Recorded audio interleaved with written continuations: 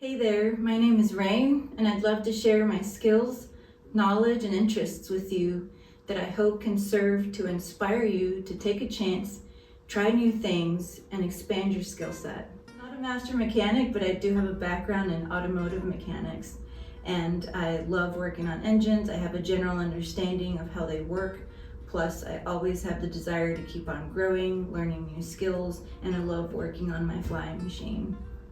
I hope that through this and any other maintenance videos, I can make things simple enough for anyone to do and understand, regardless of where you're at with your knowledge of engines.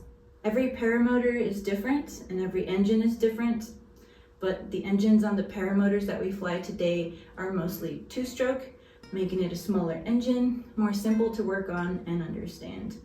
The basic needs of an engine are air, fuel, and combustion, all in the right measurements and mixtures. Once you break into one of these things yourself, you'll be instantly amazed and way more appreciative of how all of these little components come together to help us experience the magic of taking to the sky. These videos are not intended to replace your service manual, and please remember to follow all manufacturer recommendations. In today's video, I'll be doing some maintenance on my engine. We're going to be doing a carburetor rebuild, a carb rebuild, as my engine here was starting to have some trouble starting and staying running. I have an old carb here. It's broken apart, and I thought I'd show you because it's really cool, all of these little components and inner workings of it.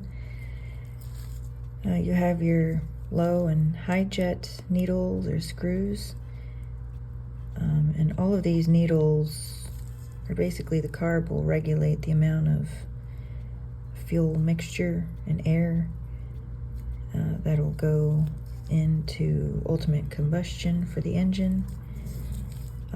But if any sludge or sand get in here, or if you have super worn out gaskets, they have little tabs in here, and just the whole diaphragm just gets really warped and worn over time. Can affect the overall efficiency of your engine, and could cause unnecessary engine outs. You'll hear people say they're going to adjust the low end. They're adjusting the screw in or out. Left is out and right is in. And this is the idle screw that essentially engages or disengages. Your throttle cable is attached to this lever, which will open or close the butterfly, which controls more of the airflow. And just for kicks and for fun, I'm gonna blow some, this is your fuel port, I'm gonna blow some of this cleaner through here so you can see what's happening inside. So the fuel, and you should wear protective glasses. The fuel will go in there. The diaphragm here has these little flaps, and wherever that fuel came out, it'll regulate the amount of fuel. It goes in here, it circles back down, it goes through the filter there, and then it'll come back this other side and pop off. It'll disengage that needle, allowing for fuel, and the fuel will go into this chamber, and it'll essentially be controlled by these other two settings or jets, and ultimately it'll spray out. Yeah.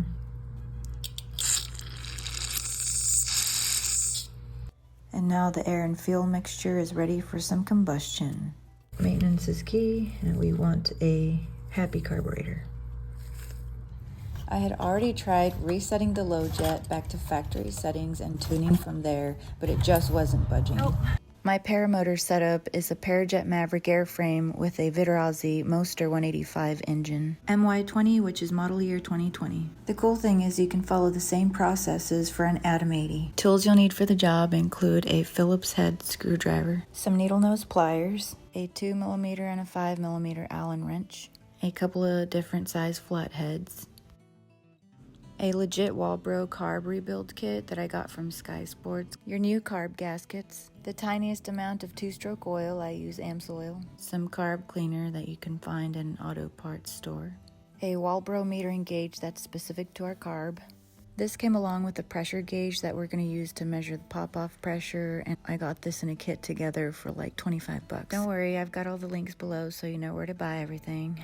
Pop-off pressure just means how much pressure is required for the needle valve to open and allow fuel into the chamber, which directly affects the air-to-fuel mixture. During the whole rebuild, we're going to make sure to not mess with the low or high jets, and you can see they're marked with an L and an H. You'll need a ratchet and a 5mm Allen bit, and finally a torque wrench and some Loctite. At this point, my engine has over 100 hours on it, so I feel like it's definitely time for a rebuild. I have done some visual inspections on my engine already that could introduce a lean condition before I pulled this off. So I did look at the air box for any cracks or leaks, the fuel lines, I looked at the primer bulb, I checked out any possible blown gaskets or any leaks, and I didn't see any. I did check for spark, and there is spark at the head. I'm gonna end up looking at the clunk later, but I really want to start with the carburetors.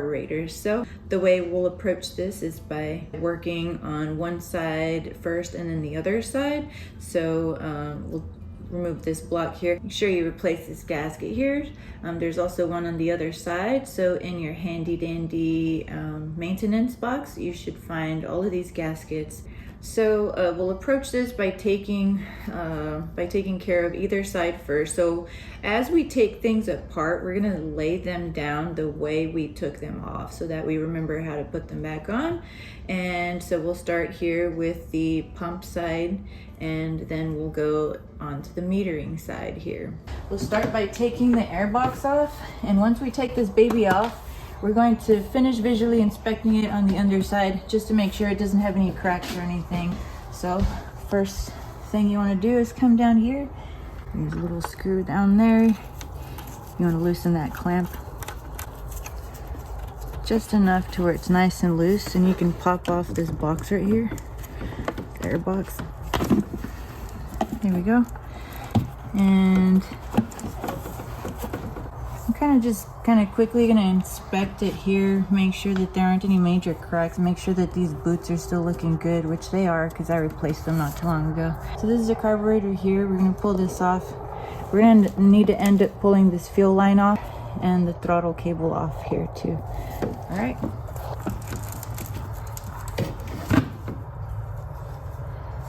I'm gonna grab a rag. This is fuel. I can jump out at you.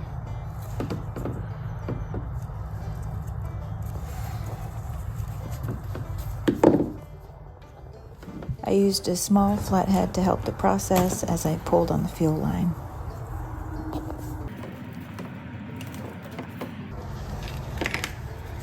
Next, we're getting here.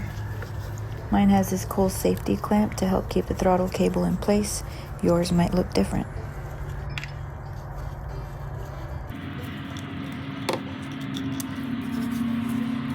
You'll need your 5mm Allen wrench for this one. I like to loosen each screw first before I pull them out one at a time. So once you loosen these screws right here, you just gotta be real mindful of these gaskets down here. We've got a nice and dirty carburetor that we're about to clean up. She's definitely due for a rebuild. All right, first thing I'm gonna do is spray this baby down with a little bit of carb cleaner here. And we just want a nice clean little carb to work on.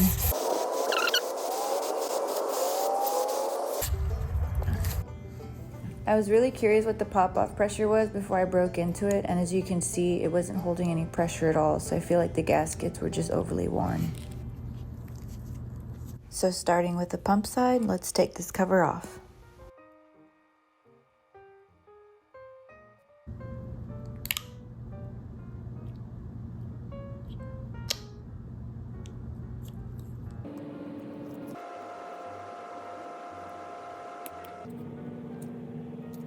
Let's dig this little screen out. We're gonna end up spraying all these little holes and ports with some carb cleaner real good. Let's move on to the metering side.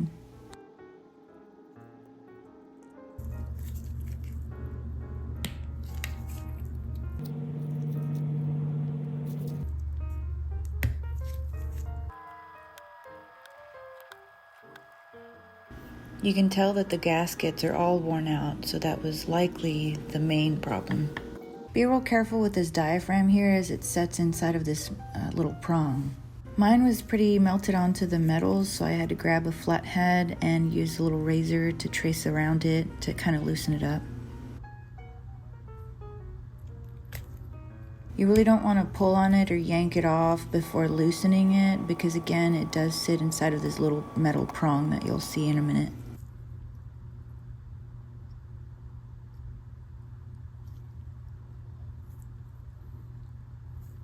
You'll want to pull it up first and then out.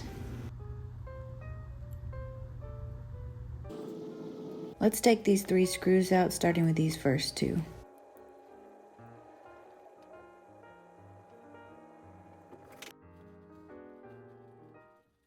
Next, we'll remove this little bracket, which is your metering lever, and it holds the spring and the needle down. The spring does have pressure on it, so you'll want to make sure to hold everything down with your thumb as you're unscrewing so the spring doesn't fly away.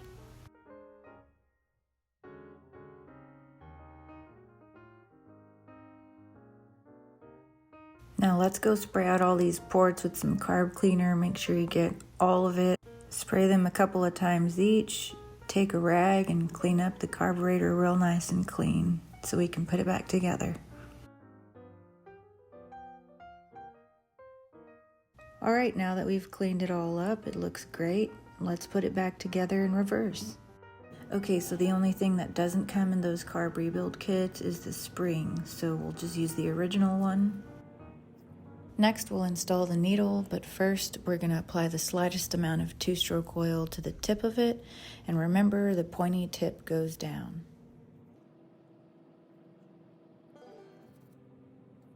Let's install the metering lever. Make sure you install it correctly. There's a little divot, and that divot should go towards the bottom on the spring. You'll have to allocate that little prong beneath the rod onto the needle. It can be tricky, but just don't let that spring get away from you. And of course, you want to hold it down with your finger as you're screwing it in. Next, let's grab our handy dandy Walbro metering gauge.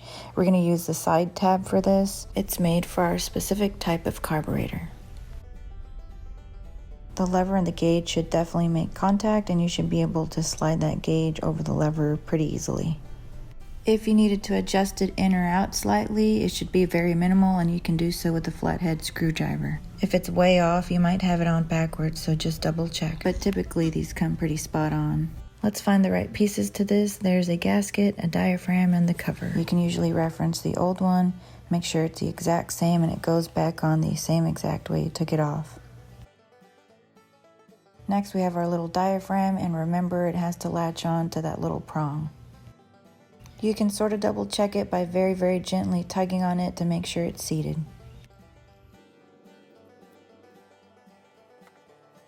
Giving the cover a quick clean.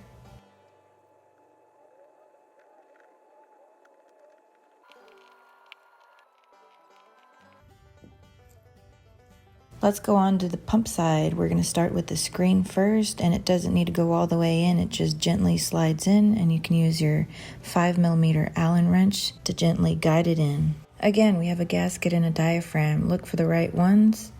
There's a light one and a black one, and I like to personally use the lighter ones. They're supposed to be more resistant to ethanol and a little bit better in the cold weather climates. Remember to reference what you have taken apart, or reference your pictures if you took any.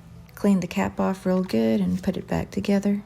Next comes the fun part. We're going to go ahead and make sure our carburetor is running the way we want it to by checking the pop-off pressure and the rest pressure with our gauge. After assembling our pressure gauge, we're going to install it onto the fuel port. Let's close the valve first and start pumping air into it. The pressure at which it should pop or release should be at about 15 to 16 psi, and resting pressure should be above 10. Open the valve, release the pressure, and consider yourself a carb doctor. Remember to replace these carb gaskets, so just look for the right ones, the right shapes. Behold your brand spanking new carb. Let's go put it on and hope this thing runs. First, we'll start by applying a little bit of Loctite on the carb screws, just on the tip. Alright, now let's put everything back together in reverse. First we have that gasket, then the spacer, another gasket, the carb connector, screws, the airbox, and then the throttle cable, the fuel line, and the airbox. You'll want to hand tighten these screws before applying the final torque specification. Make sure to set the correct side of the wrench to 6 Newton meters. Then, with one hand at the head of the wrench and the other at the base, go ahead and start slowly tightening until you hear that click, and make sure you double check them.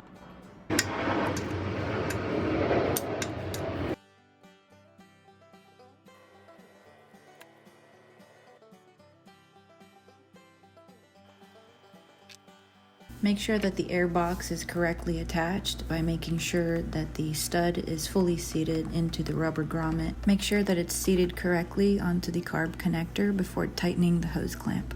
Also make sure that the hose clamp isn't crooked before tightening it.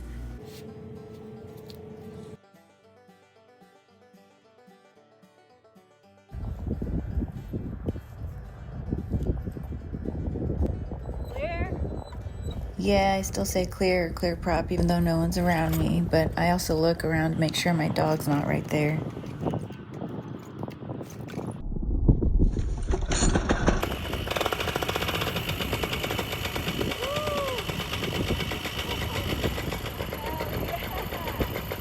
It was idling a little high, but I let the engine warm up before fine-tuning. So stay tuned for how I tune my Bitter Aussie Mosta 185. This was my flight shortly after. I haven't had any problems with the carb or my engine, and she starts up every time. Flying safe, having fun, and chasing the skies.